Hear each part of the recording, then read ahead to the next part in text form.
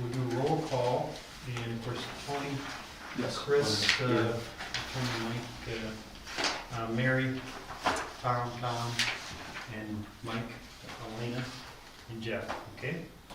So, we'll get right into new business here, and we don't have public comments on this, so this is a time, as we get into this part of it, it's for the planning commission.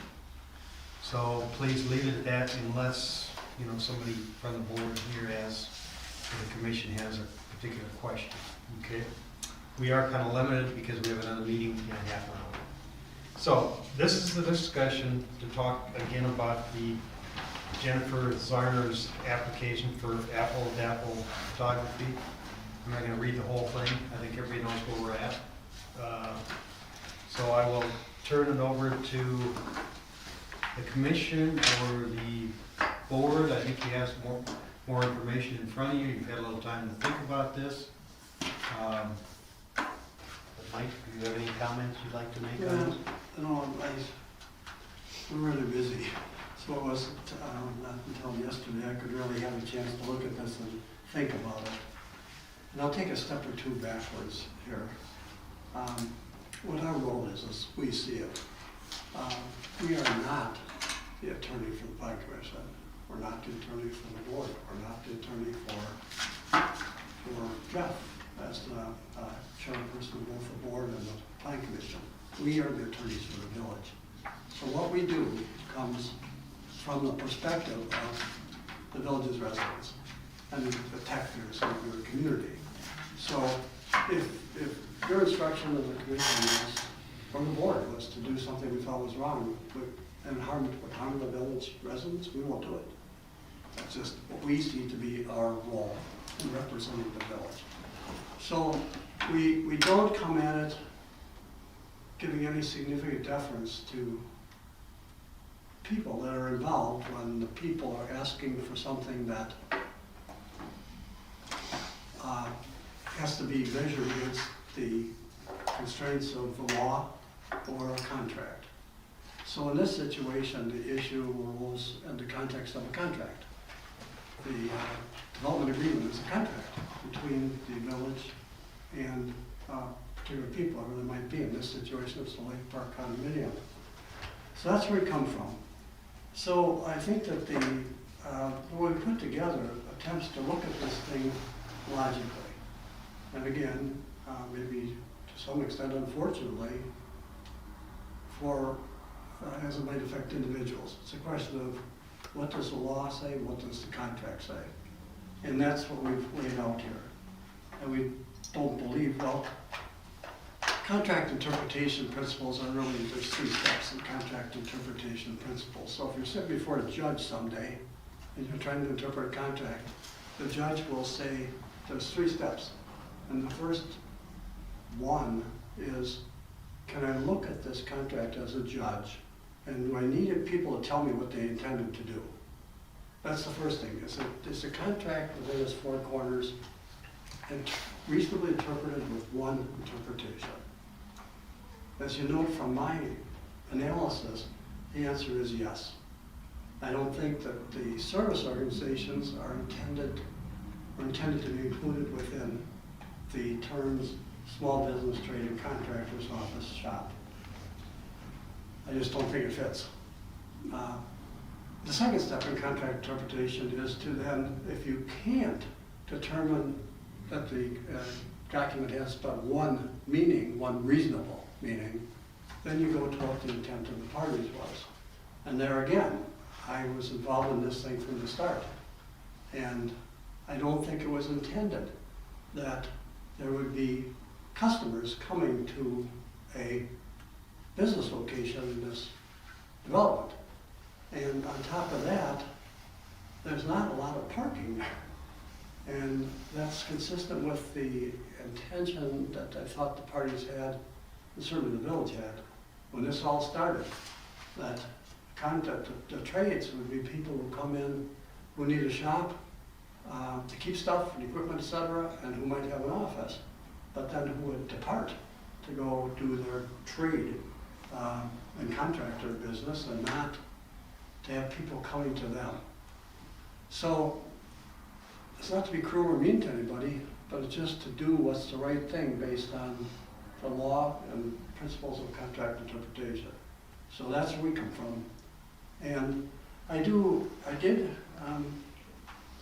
provide the language that goes, that followed the critical language, which said that no other uses than the cited above are permitted within this development. Okay. Any uncertainty by staff as to use occupancy shall be resolved by the Village Planning Commission review determination. So you do have the opportunity to disagree with us. And even though we might think that's the right thing, we would respect that. And I don't mean to pass the buck, but the final word per the development agreement really rests with you. I've given my answer, and now it's up to you as to what your answer is. Have I said enough? Well, I think one of the big questions was, and it came up pretty regularly, was, does this open us up down the road for other people that want to come in and maybe have on-site service type thing or retail location, and have them come back and say, well, you've already permitted it. Now you're trying to maybe deny me or not or whatever. And where does that leave us lay? Is that pretty much correct as far as what we've talked about? Let me say it this way.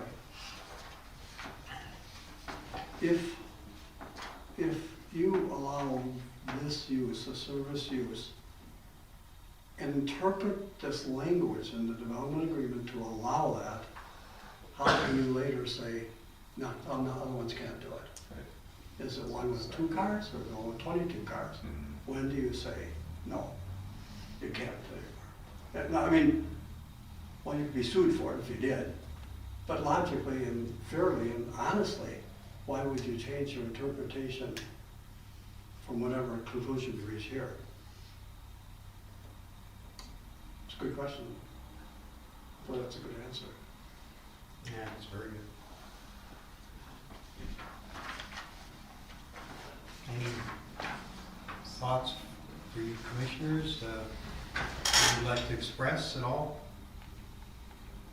I guess another question on another point is, if this was, and it might be a little bit along the lines of what we just discussed, was if this was to pass and someone that currently is owning one of those units does not agree to this, does that set the village up for any kind of responsibility? I'm sorry, can you say that again? So if someone is currently in one of the buildings and interpreted the contract like you stated, but we approve this, does this set the village up for any kind of liability?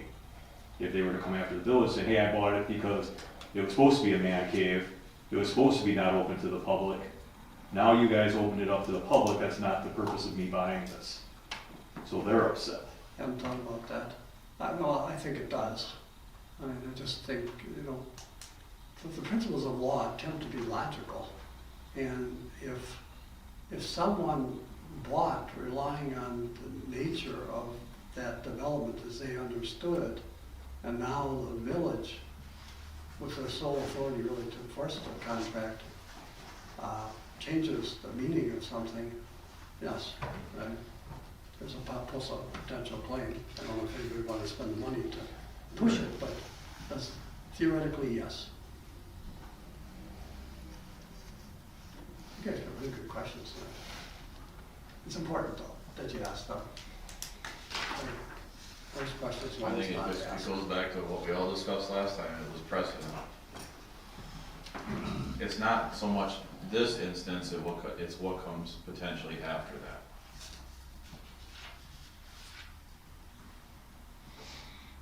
And I think that we talked about it for quite a long time, and it's not, like I said, it's, like the attorney said, it's not intended to be personal or anything like that, it's just, this is what the contract says, and we're supposed to follow that, so we don't get the village in trouble. You know? And I think then we made the motion to say, hey, let's see what the attorney says, and when I gotta be honest with you, when I saw the email pop into my box and I saw the agenda, I thought, wow, maybe they're gonna tell us it's okay. I didn't, you know, but now that we see the letter, I mean, again, this kind of goes back to what, I have not practiced law in my life, but I know if a lawyer's been doing this for 50 years and he tells us, look, you guys broke this contract, you agreed to the contract with the developer, it's gonna set bad precedents, it's gonna set the village up to possibly get in trouble or sued. Don't do it. I'm not inclined to do it. So, that's where I stand. By the way, I, like the rest of you, hate this kind of an issue. I Yep. just hate it. Well, we end up being the bad guys. Well, that's the reason. I don't wanna be the bad guy, But you know? You got a good idea, it would probably be okay for this one situation. But then you do set that precedent, and it's unfortunate. I just hate these kind of situations. But I gotta tell you, it was right. But I believe to be right, which I think is correct.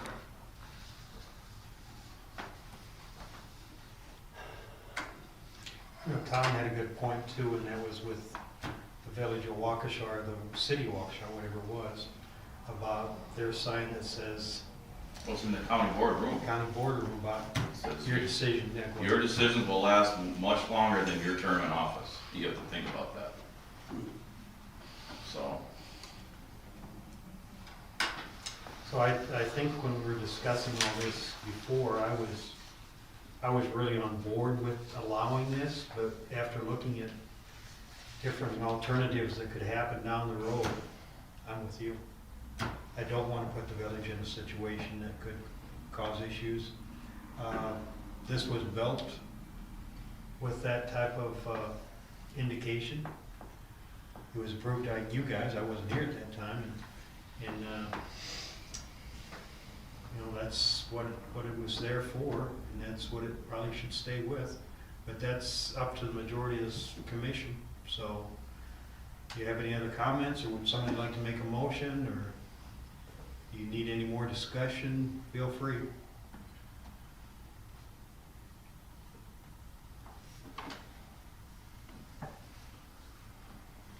I don't know. I feel like everybody involved here knew what the developer's contract stated, and I think it was a situation where it was like, well, it can't hurt to ask, because all they can say is no, right? It's like the whole ask for forgiveness or beg for forgiveness instead of asking for permission thing. So I guess, like I said, I know I'm inclined to go along with what the lawyer for the village says, and I would make a motion to stick with the original developer's contract. And unfortunately, we have to deny the request for the occupancy as stated for its use. I'll second the motion. Okay. We have a motion and a second. Any other discussion? Okay, we'll call for the vote. All in favor? Aye. Opposed? And it passes as stated. Thank you. So I believe that's all we have, so we want to make a motion to adjourn? So moved. Say, that's something, very close, just say, sorry, just for information. See, now where did you hear that? Well, he just, as they walked out, he's like, oh, sorry. I mean, he makes us the bad guys. It's, That's BS. in this situation though, she said it at the last meeting Yeah. that she came here to get the approval if it was possible. He said he had other tenants Yeah, that were. he's not out or anything on this. So. Yeah. And he'd sell it in a week, so. It's- Sell someone else. You know, if this was, I said it at the other meeting, if this was a public facing, Lot 11 house? There was something else you wanted to say? it'd be a different story. Well, just, I mean, the meeting's still open, there's no motion to adjourn it, so the conversation can continue. I just want to say this, that as a principle of law, if you guys remember back to 6th grade or maybe 11th grade, you had a civics or American government class. And some of the principles that you might have might now want to remember, are the separation of power stuff. There's legislative guys, there's the executive guys, and there's the judicial guys, or ladies. And when you, as part of the legislative group, make an interpretation, unless it's totally unreasonable, if it isn't interpreting the words literally, as you would in a dictionary, no judge in the legislative branch is going to reverse what you do. So you come to a conclusion as a legislative body and board, and somebody goes to the court and says, oh, there's a better interpretation, judge kicks them out. As long as that legislative body makes an interpretation that's reasonable, they won't change it. So that's just something to keep in mind as you make decisions in the future. Stay on the reasonable side, no court's gonna upset it. I think we went above and beyond to call the special meeting, get the attorney involved.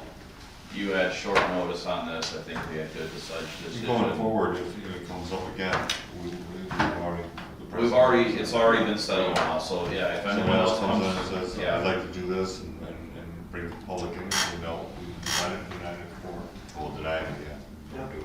Yeah, and I feel that I was, or we, whatever you want to say, was very fair. Yeah. I opened it up almost like an open forum, and, which probably wasn't right, but we did, so that we gave them every opportunity to address us, and we addressed them, and this is what it came down to, and I agree with it. Yeah. Precedent's the These are the fickle tough thing. ones, but that's why you get paid, what you get paid. We get paid so much, Mike? Yeah, right. It's all them fringe benefits, Mike. But you get paid in headaches, and heartaches. You don't have to work half days, the first 12 hours is that's 12 hours. I got a, kind of the same thing about, I just had a precedence thing just the other day. I had a newer employee who has very little education. But her husband has many years of his business and has all kinds of education. Well, I don't have any vacation, but I want to go to Florida for a week. And you look through the county rules of our HR department, and it says, well, it's at the manager's discretion that you can let the employee have off and go without pay and have an additional time off without pay. So I want to do the right thing, you know, because she's a newer employee and it's hard retaining employees right now. So I let her go, you know. And what do you think happened a week later? Somebody else wants. Someone else wants off a week of vacation. Yeah, So then we had to go back and look at it and say, well, you have to exhaust your current vacation before I let you have off without pay. You know, and then it creates this whole, so then you got if a guy's got 5 weeks vacation, he can come to me at the end of the year in December and say, well, you let her, I want off, I want a week off, you know, without pay, because he probably can afford, maybe he can afford to take a week off without pay. And it's just, the precedence, God bless it, it creates so many issues, you know what I mean? So you just gotta be careful, yeah. you know? I keep saying to others, this has been a blue collar community. It was sort of a, live and let live type situation. Mary's been there a while, I think she doesn't have to say yes or no, or I get in trouble. But it's a blue collar community, and it's changing. There are new people coming to town who have large investments, some of them in their properties that they bought. They want things to be done the right way. And the right way is what that code book says. And, I mean, it isn't that you don't bend. Back when I was representing a community some years ago, they're putting sewer in down, I don't know if it was Howard Avenue or Sunny Slope in New Berlin. And the lady has no plumbing. She's 91 years old. So do we charge her and make her pay for it now, or what do we do? So I told the public works director, and here we were going around the rule. No, don't require any connections. She's got nothing to connect to. Why don't we make her pay for a lateral? We don't run it to the edge of the right of way and don't just run it there. We'll assess her, put it into a deferred assessment. She's gonna live X number of years, maybe. So, I mean, sometimes you do try to get around it, but you gotta still keep that rule in sight. Do what's right, and then you have it right for everybody who comes down the line. Yeah, So, I'm good. You guys good? Good, okay, so we just need to vote on adjournment. All in favor? I need a second. Aye. Oh, we did have a second. I did second. Yeah. You firsted. I think he did. Who seconded? I'll let you take that one. You all credit tonight. Tony, you're pretty quiet tonight. Sometimes, He's got more meetings to go. Say we're adjourned, right? Yeah.